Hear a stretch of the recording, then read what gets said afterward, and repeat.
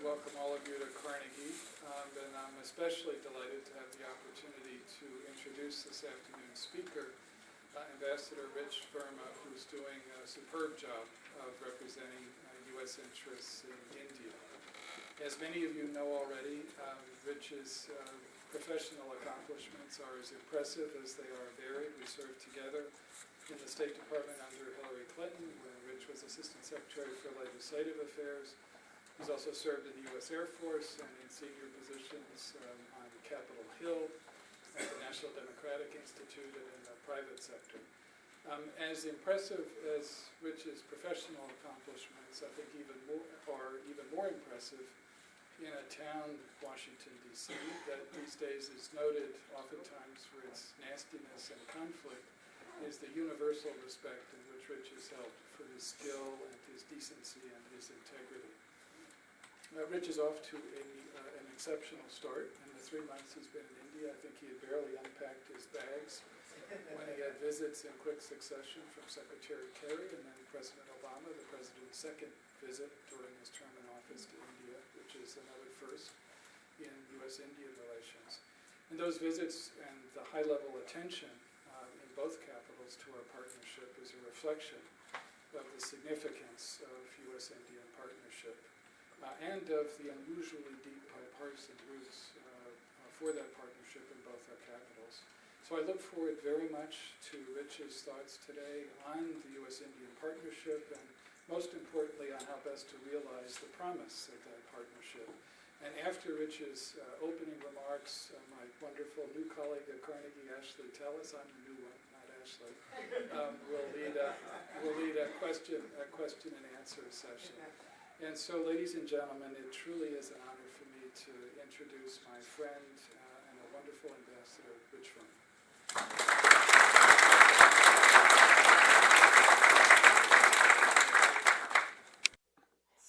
Bill, Secretary Burns, thank you very much, and really grateful for the invitation to be with all of you. Ashley, thank you very much. We all depend on your insights and advice, and Bill, to be here with really one of the principal architects of the U.S.-India relationship and one of the great Foreign Service officers of the State Department. So it's a great honor to be with you and Ashley and Millen and the whole South Asia team at Carnegie. It's really terrific to be here. We rely on your insights and advice and counsel more than you would know. I'm also impressed with how many people come out on Friday at 2 o'clock. Makes me think you all need to be gainfully employed but it is great to be here, and I will speak for a little while, and then I look forward to your questions. But I do really believe that we are witnessing a transformative time in U.S.-India relations. And when I travel around India, and I've had the pleasure of making 9 trips in the first 9 weeks around the country, my 10th trip to Mysore is coming up next week on a plane back to India tonight. You can feel the excitement. You can feel the renewed enthusiasm from government officials to civil society leaders to ordinary citizens. I think people are genuinely excited about the resurgence in U.S.-India relations. So I just thought I would just take a minute to just explain how did we actually get to this place. And I would say it was really through the old-fashioned work of diplomatic statecraft, the tireless effort of leaders on both sides, and a renewed sense of optimism and changed attitudes, frankly, in both D.C. and Delhi.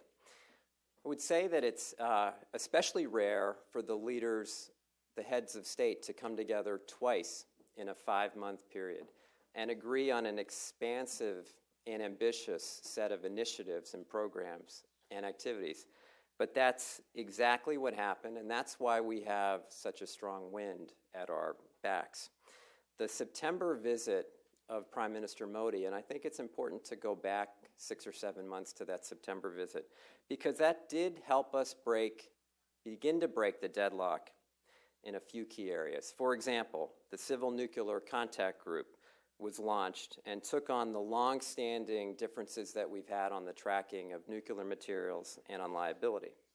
The Trade Policy Forum moved forward, tackling hard issues like intellectual property and trade and services, and a deadlock at the WTO on trade facilitation was resolved.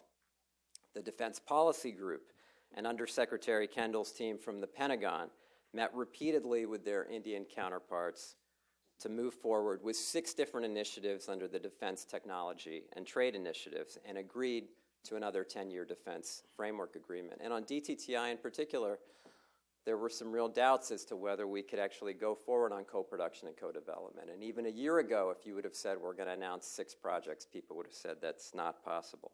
In health, science, climate, education, and so many other areas, we signed new agreements and forged new partnerships. In fact, since the Prime Minister's visit last September, some 30 different agreements and dialogues have been launched or reinvigorated. And then came the visit of the President in January. And yes, it was symbolically important and rich in pageantry. And for any of you who have ever been to a Republic Day, it's a magnificent event. And to have our President there as the chief guest and to be there honored in that way and to show our commitment to India in that way was really so powerful in so many respects. But not only was it rich in symbolism, it delivered on the merits and the substance as well. There are, in fact, 70 different lines of effort coming out of the January visit, spanning all the areas of cooperation, from smart cities to cybersecurity to nuclear security to vaccine research, from the depths of the ocean to the farthest reaches of the stars, to Mars and beyond. But the January visit also set in motion a reframing of our bilateral relationship. In a word, our relationship was elevated. If we were natural partners, and that's what we like to talk about, if we were natural partners prior to January, we now aim to become India's best partner. If we had a strategic partnership before the visit, we now have what I would call a strategic plus partnership. It is bigger, it is more ambitious, and it reflects the true convergence of interest between our nations, not only for today, but for the years and decades ahead. And this reinvigorated relationship is built on a simple premise. If India and the United States are the closest of friends and partners, not only will our 2 countries benefit, but the world will be a safer and more prosperous place. That's the strategic bet that we've made on each other. It's the bet for the future, and it's got huge potential gains for our people and their aspirations. Now, there were 2 important documents that came out of the January visit that helped reaffirm and spell out this change in status. The first was the Delhi Declaration of Friendship, and the second was the Joint Strategic Vision for the Asia-Pacific and India-Ocean region. Let me just say a few words about each of them. The Friendship Declaration, while reaffirming our long-standing ties, also made clear that business as usual was not sufficient. The declaration called for regular summits, for the establishment of hotlines between the heads of state and national security advisors, and it built on our already strong business and commercial ties by adding a commercial component to our existing strategic dialogue. So we're excited for Secretary Pritzker and Secretary Kerry to co-lead the inaugural strategic and commercial dialogue, which is a first for both of our nations. The Joint Strategic Vision document, on the other hand, sets forth a framework for cooperation beyond South Asia. It reaffirms our 2 nations' support for the rule of law, for the peaceful resolution of disputes, for maritime cooperation, and for regional economic integration. Now, we have to work hard in the coming months to spell out the actual modes of our work together and to show demonstrable progress as this joint vision goes from ideas and principles to actual implementation. But again, the underlying concept is quite straightforward. When the 2 largest democracies come together, security can be bolstered, democratic principles upheld, the rule of law enforced, and disputes settled peacefully. So, Strategic Plus is about an enhanced partnership, a new way of operating and thinking, a commitment to see the larger objectives for global peace and prosperity, even as we may periodically get bogged down in our day-to-day disputes. It's a way of describing and visualizing a relationship that is on the ascent. It does not mean that we will be free from disputes or disagreements. Quite the contrary. But it does mean that when we have such conflicts or see situations differently, perhaps based on our historical experiences or our own nation's self-interest, that we remain committed to our larger goals and strategic interests. So last week in New Delhi, I outlined 3 elements of our Strategic Plus relationship: regional cooperation, including the importance of closely coordinating on Afghanistan, space cooperation, and our defense relationship. And today I just want to spell out briefly 3 other areas that are also fundamental: economics and trade, climate and clean energy, and people-to-people ties. First, on economics. I think all of you know the economic relationship is a cornerstone of our partnership. As many of you know, India needs to create 1 million new jobs each month for those entering the workforce, and it must simultaneously grow its economy at a rate that continues to propel people from the base of the economic pyramid into the middle classes. India can't get there alone, but neither can the U.S.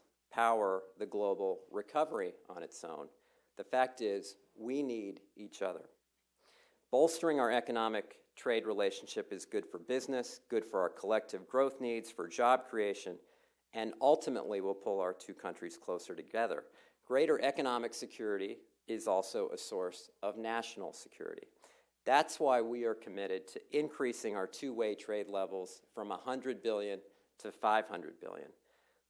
Look, we know that obstacles still exist. The business climate is often too uncertain, intellectual property concerns are real, and many sectors remain closed. But many of the trend lines are actually moving in a positive direction. Let me just mention a few.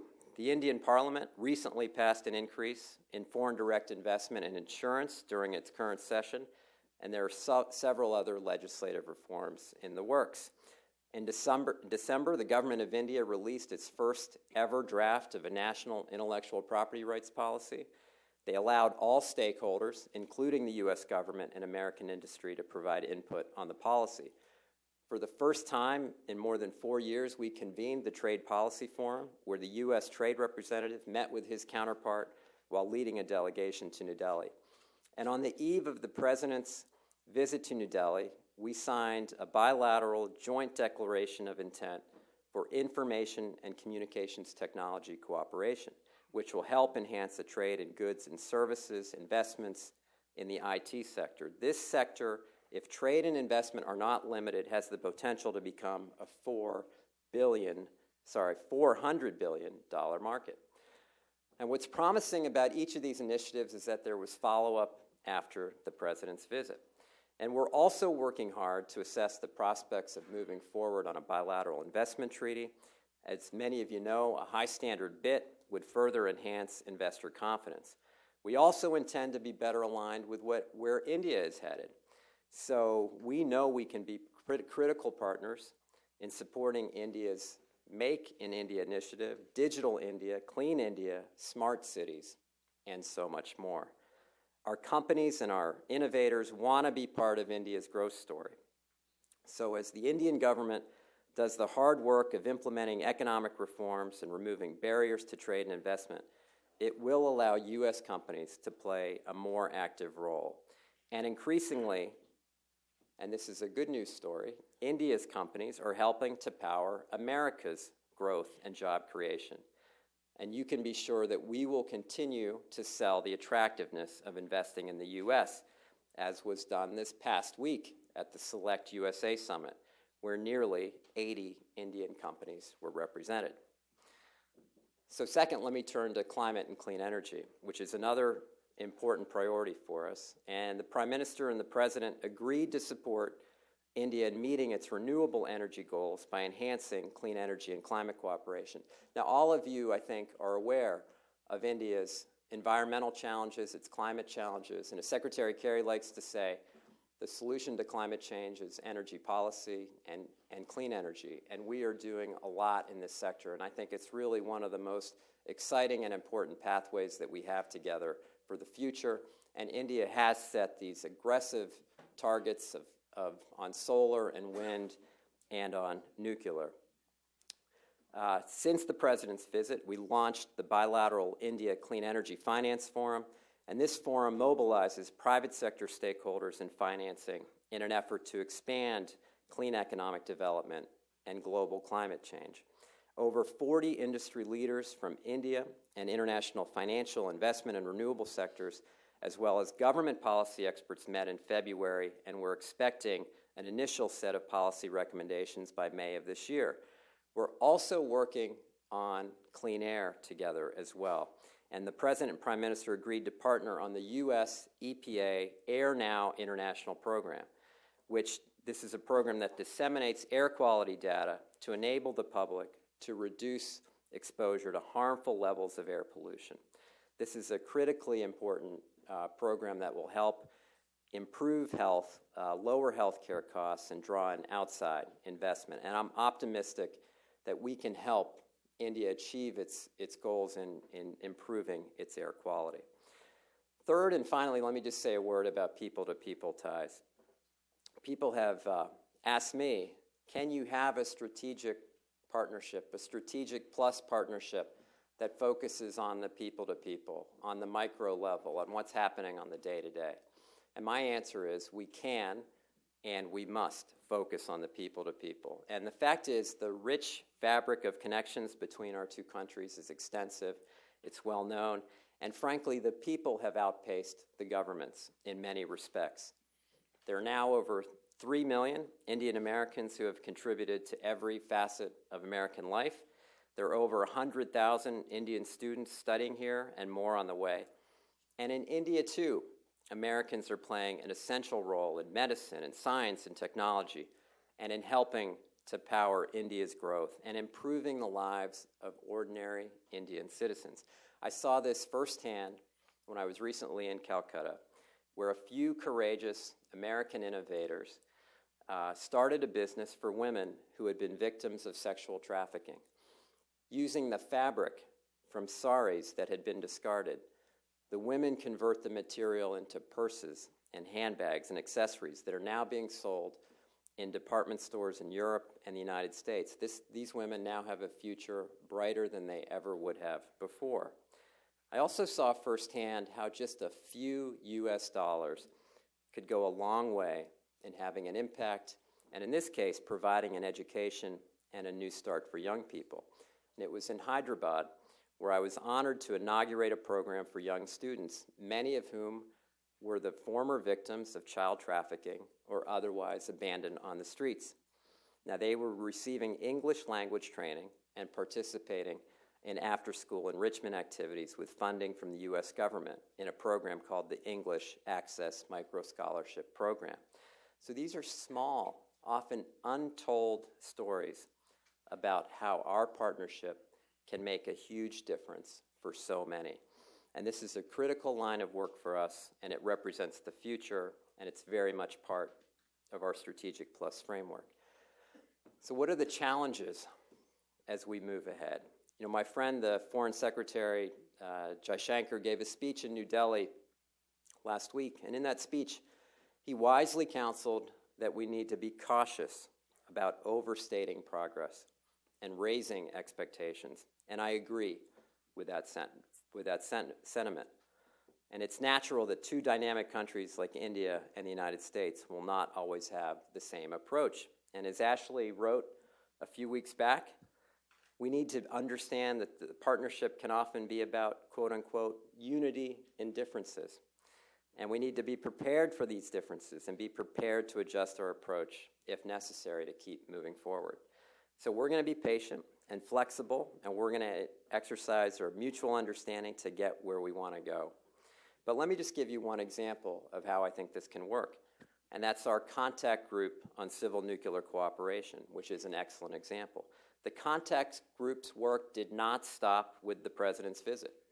Consultations and formal meetings have taken place, including in New Delhi just last week, and another meeting is in the works. And I'm pleased to announce that we signed the administrative arrangements and expect the Indian side to sign at any time. The Indians also had a very useful seminar with industry on an insurance pool for suppliers and committed to join the Convention on Supplementary Compensation. These are real results and due to the hard work and focus on both sides. Now, in order to be successful, we also have to recognize and support where India is going. In a speech to India's ambassadors and high commissioners representing it overseas, Prime Minister Modi asked how India could change from being a balancing power to a leading power. And the Foreign Secretary also discussed this goal in his speech last week. He rightly said that as India becomes a leading power, there are a lot of downstream possibilities if we get the U.S.-India relationship right. So as India's strategic plus partner, let me make very clear, we support India's aspiration to be a leading power. We also welcome India's constructive leadership on global challenges. We support greater Indian participation in multilateral institutions, including its candidacy for permanent membership on a reformed UN Security Council and its eventual membership in all 4 multilateral export control regimes. We support its robust engagement with ASEAN and leadership role in the Indian Ocean Rim Association.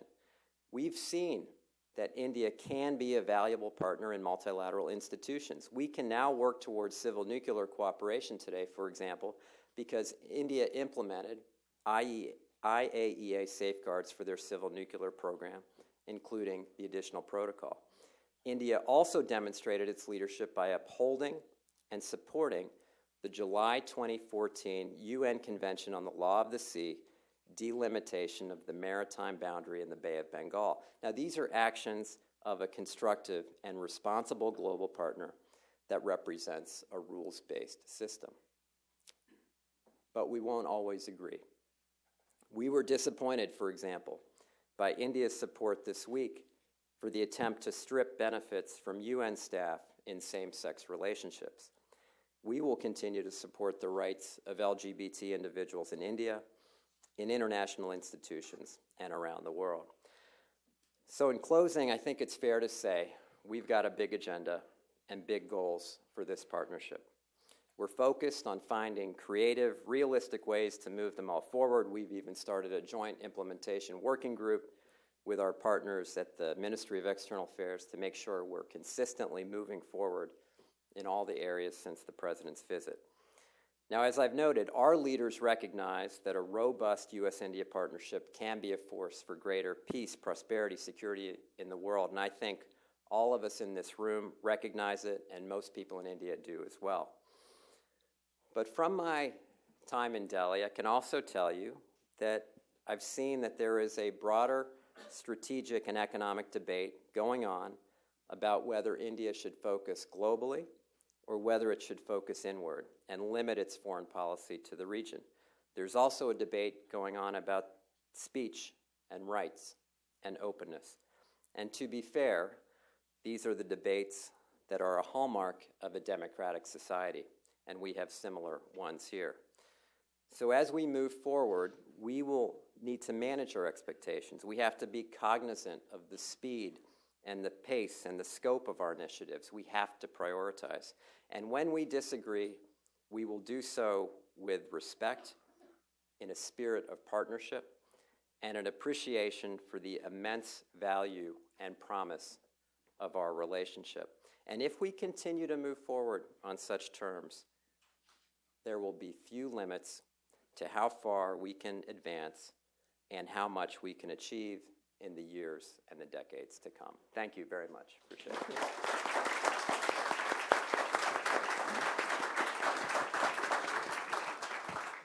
Thank you so much.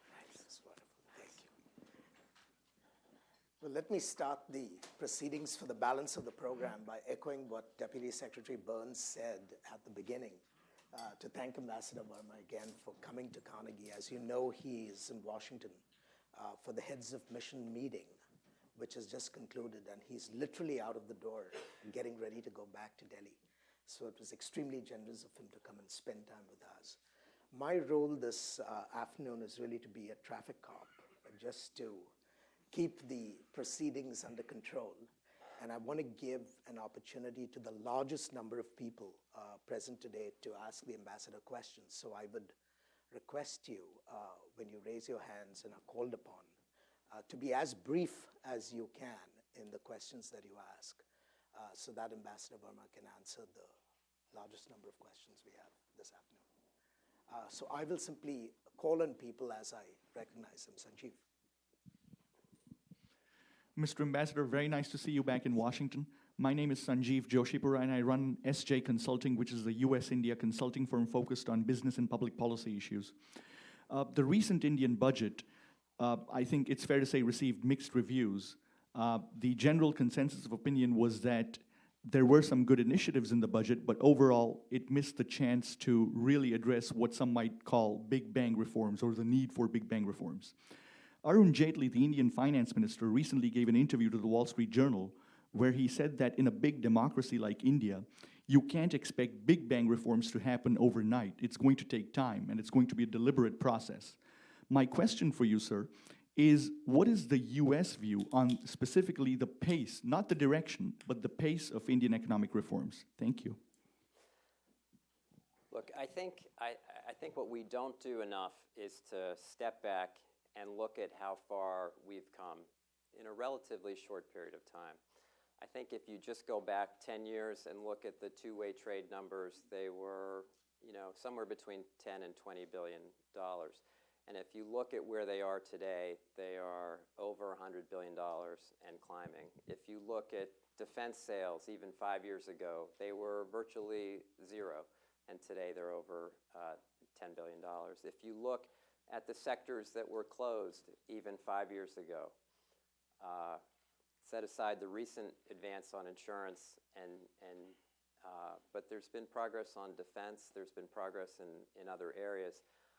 So look, India is a democracy, and India is going to move at the pace that its people think is appropriate. We will continue to engage and make our best case for business certainty, for tax fairness, for legal certainty, for fighting corruption, for transparency in decision making. And we find a very receptive group of partners, frankly, when we have those discussions. And I appreciate that it's not always the easiest place to do business. But it is also a place of potential enormous promise and enormous potential opportunities for our businesses. And as I've said, the American market is also a great potential place for Indian businesses. So look, I actually think this is a good news story. I'm fairly optimistic about where things are headed. When I travel around the country and see the competition going on between states to attract American investment, I'm encouraged by that. We know we have a lot more work to do, as I mentioned in the remarks, whether it's on intellectual property or tax or legal issues, but we're gonna keep working on that. Alyssa. Ambassador Verma, thanks for spending time here before you head off on a plane to get back to New Delhi. Thank you. Just a quick one for you. You said that you spoke last week about regional cooperation with India, particularly with Afghanistan. Can you talk for us a little bit about your sense of where India is headed next and thinking about its regional role? Sure. I mean, and it's hard for me to give you an answer that would enlighten you, given your expertise in the region, Alyssa, but I'll try. I think you've seen, under this Prime Minister, India take a very aggressive and forward-leaning posture in the region. And that's towards the east, but that's also with regard to Afghanistan. And Afghanistan is of critical economic and security importance to India. There's no question about it. And the one thing that we can do is continue to consult with India closely on what our plans are on what the security situation is. And we can also continue to encourage India to do what it's doing, which is invest in Afghanistan, in its institutions, in infrastructure, to continue to do the training and the skills-based work that it's doing, which is so critical. So, I think this is a big and important country in relation to India. We're coordinating as closely as we can, and we will continue to do so in the months ahead.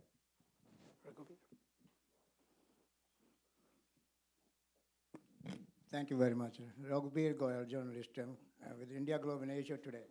We just made history at the State Department the other day.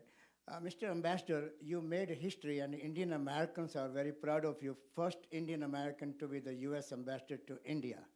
And now we have a new government in India, a new ambassador, U.S. ambassador in India. First of all, within 2 months, Mr. Ambassador, you are back here. I'm sure you must be here for consultation with the Secretary of State or President in the White House, which I've been covering both of them. And what message, Mr. Ambassador, you have for the Indian American community, which they have been contributing in the India-U.S. relations, but what is the future, and what message you think you can give them to move forward the two countries? Thank you, sir. Thank you.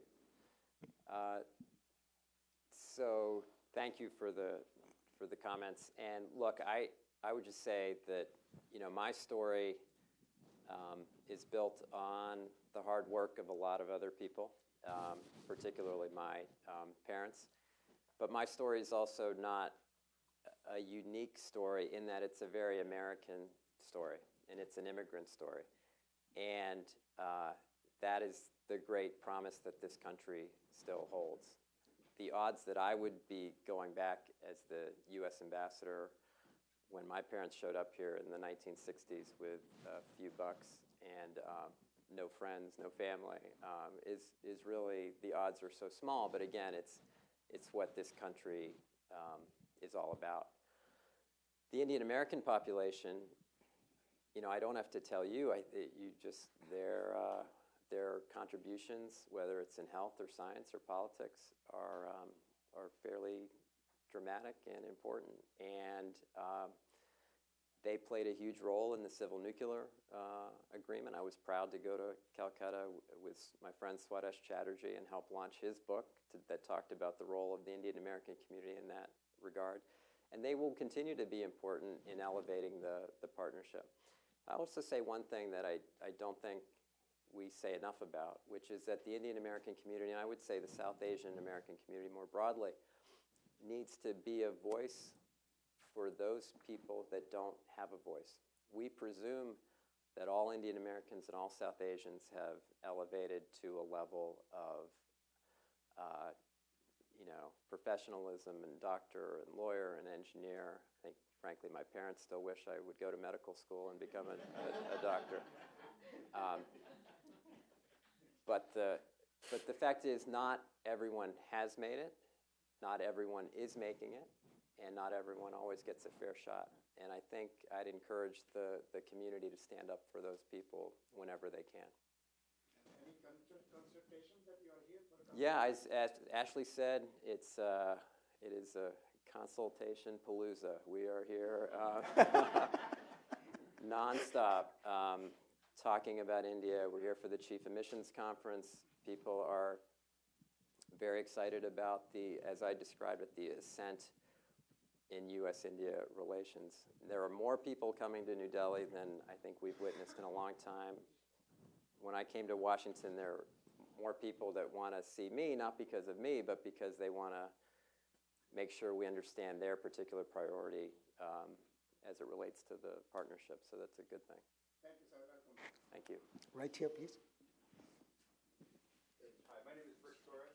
Thank you for coming and speaking this Use the afternoon. microphone. Thank you.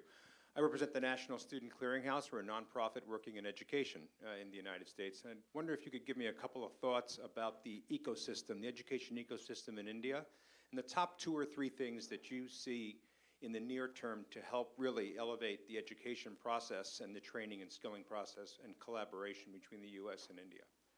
So it's such an important question. it's, as with the United States, education and skills development is the way out from the base of the economic pyramid to the middle and beyond for millions of people. And the demand for education in India is also quite high, but not all at the higher education level. There's a lot of demand for ordinary skills, for technical and vocational skills. It's interesting when I travel around to some of the big U.S. companies and see some of their very large manufacturing plants. They talk about the challenge to find folks that know robotics, or folks that know advanced manufacturing, or folks that know material science. And so this is an area of great potential partnership for the U.S. and India at all levels, from higher education to technical to skills development. And someone said something to me very important the other day, which is not just skills training to train not for skills that don't relate to a job. There should be a job at the other end, and it should be connected to where the needs are. And I think we're matched up well. I think one of the things we're going to try to do is make sure we help India tear down remaining bureaucratic obstacles that may exist in having our community colleges or our colleges come and partner. I think that would be very important. The gentleman there? Yep.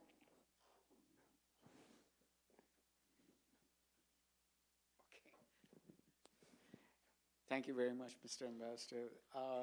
Could you please take just a minute to explain what is the importance of the Convention on Supplementary Compensation to the whole scenario between India and the U.S. on the nuclear cooperation? Sure. That's good. A treaty question. I really... How much time do you have? So look, as we've said, one of the hang-ups for many years on civil nuclear cooperation was liability. People thought we were demanding something extraordinary for the United States. We were not. We were trying to ensure that India's practice on liability was consistent with international norms and conventions, most notably the convention that you just mentioned, which in a simple sentence channels liability for nuclear accidents to the operator, not the supplier. Channeling of liability. That's why the convention is so important. So when we were carrying our concerns forward, they were on behalf of this international practice that for years and years had this channeling concept. And that's why we were so pleased that India presented its case, that its law is consistent with the convention, and that they intend to ratify the convention. So that's why the convention was so central and remains so central to civil nuclear cooperation going forward. Other thing I would say about civil nuclear cooperation is that we get so mired in liability and tracking, we lose sight of why we're doing this.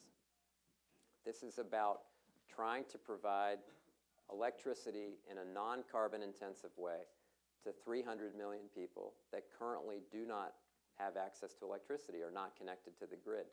So we can't lose sight of what this is all about to begin with. Exactly. Aziz?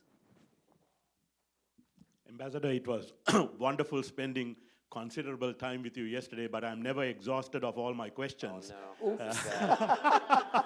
Would you surrender the mic, please? Yeah, you spoke about climate change, you spoke about air pollution, air quality, etc., and it's a huge, huge issue for the U.S. And Secretary Kerry has spoken about it in all of his statements and speeches. On a personal level, with what's going on in Delhi and the air pollution, are you getting out jogging in the morning? Are Pinky and the kids walking in the morning? Or is it always a case of getting the Halloween masks out? I don't even know how to answer that. Yes, we're getting out and about and enjoying life in Delhi immensely. But on a serious note, this is a serious issue, and it is a serious health issue, and it impacts people, not just in New Delhi, but people across the globe. And we come at this in a spirit of partnership because we have lived through this. We still live through it in many of our cities, but particularly our California example of what they were able to do to continue to work on getting cleaner air in California is an example that I think is very important. So we want to provide data. We want to provide consultation. We don't want to lecture. I think the consciousness about this issue in India is starting to get quite high. And so if we can help contribute to solving this air quality issue in a spirit of partnership with the Indians, then I think it would be a big achievement. Mr. Mitchell, right here. Thanks very much, Mr. Ambassador. I'm Garrett Mitchell, and I write the Mitchell Report, and I'm reminded, listening to to the question that was asked of you before, that of how enormously important the Immigration Act of 1965 was, and how important it is that somehow we figure this out going ahead. But you're a wonderful example of what can happen when we do things right. I'm interested in the observations that you made about discussions that are going on in India itself about its role in the world. In particular, when you framed it, India trying to decide whether it can move from a balancing power to a leading power. And I wonder if you could share some additional thoughts about what that means to India itself in terms of its foreign policy, and particular Prime Minister Modi's leadership on the world stage. It's a really good question, and look, I think I was just trying to state somewhat factually the debate that we see within the society, a regional power, a global power, active in international institutions, and shaping the design of them, or merely a participant. And I think that's a debate that I think is not resolved. My sense is in the Foreign Secretary, I'll just note what the Foreign Secretary said, they would very much like to be a more kind of active player on the world stage. They don't think that the institutions that have been shaped since World War II have been particularly, what's the right word? They haven't had the seat at the table that they've wanted. There was a conference in New Delhi 2 weeks ago where they brought 7 ambassadors together from China, from Great Britain, Australia, and myself. And the theme was the global high table and India's role at the global high table. And the consensus of the 7 or 8 ambassadors was that India should have a role at the global high table, but that the global high table also comes with global responsibilities. And I would argue that the post-World War II system has actually been quite beneficial. Now they may disagree with that, but this is what created an open trading system, a rules-based order, resolution of disputes peacefully, the liberal system that we depend on. And I think we need to be cognizant of when India feels like it's not having a seat at that table, which is why we have supported in a reformed UN Security Council India's seat at the UN. It's why we've supported their role in East Asia and international institutions. So, and with that, we will continue to have a dialogue about representing global, broader, international interests, and not just the interests of the non-aligned or the interests of G77. But if India wants that seat, we would argue that it should take that seat and have and advocate for and defend global interests that continue to uphold that liberal democratic system that keeps the peace in so many places. Absolutely. At the end of the room, please, Seema Sirohi.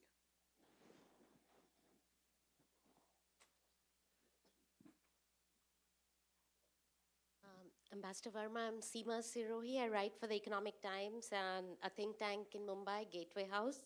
I was wondering if I could take you back to the speech by Foreign Secretary Jaishankar, where he made a very interesting point about the American trumpet in the region. And he said it would be helpful if the American trumpet were more certain in Asia. How do you read that comment? I think it's, I think you'd have to ask him about about what he meant. Let me just say, and I think all of you know this, that the American role in Asia has been essential and hugely consequential, and it is a role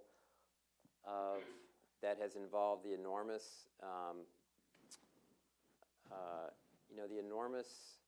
kind of blood and treasure of America, and the amount of sacrifice that Americans have put in to the Pacific, into Asia, to ensure that Asia remains free. I think the American trumpet has been certain and has been strong. We have been a Pacific power. We will continue to be a Pacific power. We have, the fact is, upheld and defended the democratic system, the rules-based order globally, but particularly in Asia. And so I frankly am very proud of the U.S. role in Asia and the historic role that we've played for decades and decades, and the essential role that we will continue to play. Gentleman here, please. I'm Kumar from Amnesty International, Ambassador. My question is, recently India banned a documentary called India's Daughter.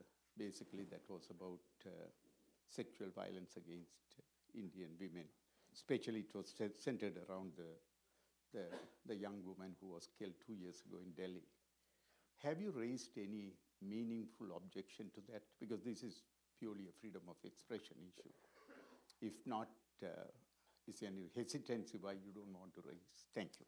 Sure. No, I think this is a good question. I noted in my remarks that there is a debate that democracies have about speech.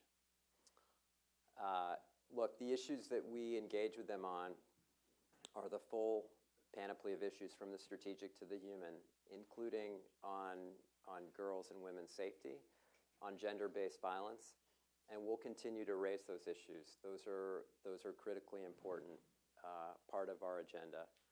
And I think we have a very, in Indian civil society, a very strong and vibrant and receptive kind of partners to uphold those issues.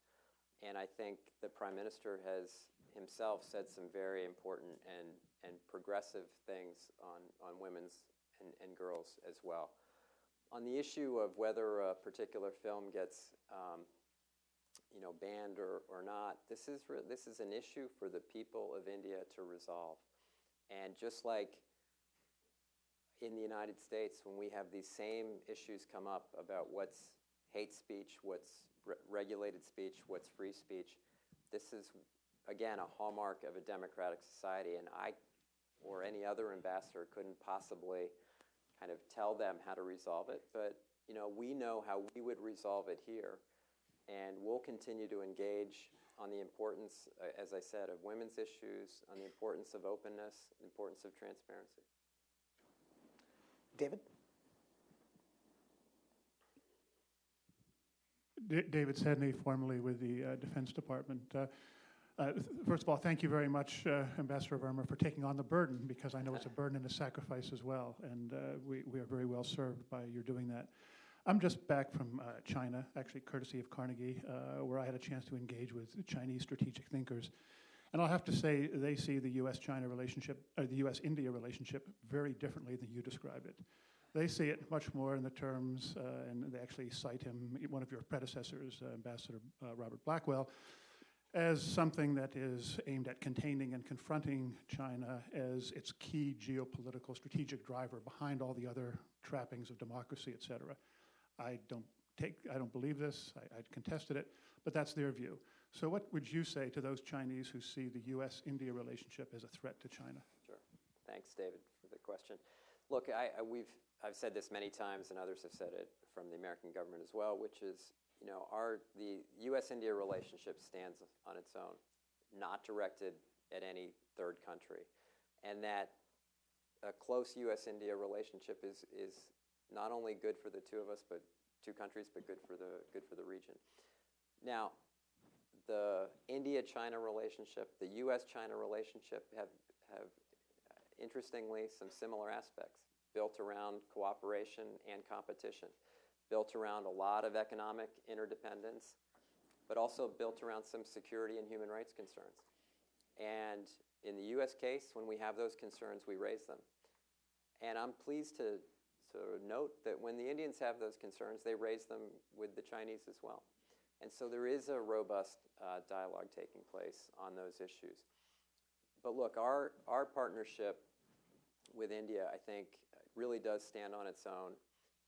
If you look at the range of our areas of cooperation, from health and science and space and oceans and climate, the amount of positive spillover effects for people across the world is really so significant. Listen. Just wait for the microphone. Good afternoon, Mr. Ambassador. This is Ruben from the American Jewish Committee, Assistant Director for Asia. Wanted to ask you, in order to deepen the goodwill and understanding for India on Capitol Hill, how can we bring more staffers to India? There are Indian American community foundations, FICCI, CII, Indian industry, the MEA, State Department. I think that will be you have worked on Capitol Hill a lot. I have. And I think the gain that we would have from a deeper understanding of India and its issues and the challenges to taking more staffers to India would be a big boon to all of us. Thank you. That's a good point. I see some congressional staffers here. I won't call them out. I see some who have been to India recently. Look, without getting into what's allowed under the rules or not allowed, I would support the general premise of more visits, more engagement, especially at the parliamentary and congressional staff level. I think it's enormously helpful. We just had the chairman of the Foreign Relations Committee from the House of Representatives come with a bipartisan delegation. There were several members of Congress, including Leader Pelosi, that came with the president on the trip. And you look at the role that our Congress played with the civil nuclear agreement, on defense issues, on export control reform, we need to be a partner with our legislative branch in shaping and developing this agenda for the future. It can't just be about the executive branch going out and doing its thing. I think the more support we have, the better. The great thing about U.S.-India relationship is that it really, truly is bipartisan. And bipartisan support, and when there are concerns, there are bipartisan concerns. We get those too.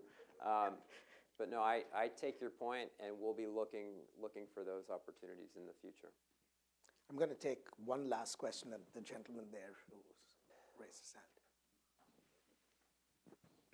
Tom Timberg, consultant. I wondered if you could speak to the prospects and obstacles to two-way flows of educational services, not only from the United States to India, which you addressed, but from India to the United States. And really an item of curiosity, what's happening in Mysore, which is an unusual, not a place for ambassadors to go. That is a really good question. What's that? I said less polluted than Delhi. So let's see. On the education exchanges and investment coming into the United States, India is now second only to China in the number of Indian students studying in the United States. The demand is quite high. We think that's a good thing. We're frankly looking for more opportunities. The Fulbright Narrow Exchange Program is one of the most robust exchange programs that we have in all of the planet. We're going to be looking for more opportunities to get Indian students, Indian faculty, Indian scholars into the United States. I think it's a great development. And look, Mysore is part of the continuing kind of visit around India. Going to make a visit to Infosys that has a big headquarters there. I'm going to see my brother-in-law's very elderly mother who is in her 90s, which is a good reason to go as well, and wish her well. And go to the university there, and talk to young folks. So we'll be doing a lot more of those trips in the future. So that's the kind of thing we really like to do. Ambassador, with the greatest of regret, I have to let you go. Among other things, because I know you have to pick a flight, but I want to just say a couple of things. First, it is truly a tribute to you that we've got the kind of audience we've had today. And I think it's a recognition of the enormous amount of work you've put into bringing the relationship to where it is. I also want to say one other thing, because everyone knows that the last few months have been a series of successes. We hope you can sustain the momentum all the way until the end of the... No pressure, right? No pressure at all, no pressure at all. But I wanted to tell the audience something, that what Ambassador Verma has done beyond, of course, the great successes of the visits, is that he's continued to keep his hand on the till with respect to implementation. Everything that came out of the President's visit is something that the Ambassador reviews regularly with Foreign Secretary Jaishankar, because I think he's had the conviction that it's easy to generate the headlines. When you have a state visit, it takes a lot more work to ensure that what comes out of those visits is actually implemented on the ground.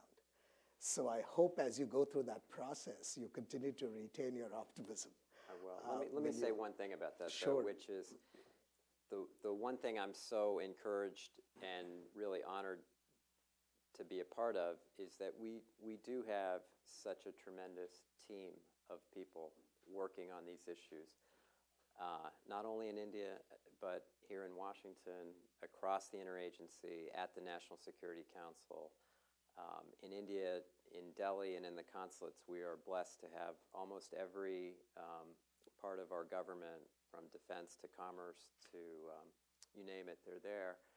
And it's a reflection of, I think, people's interest in wanting this relationship to really succeed. So I get to stand on the shoulders of a lot of great people who are trying to make this work. Well, thank you so very much. And I want to tell you that you have an open podium here anytime you choose to come back.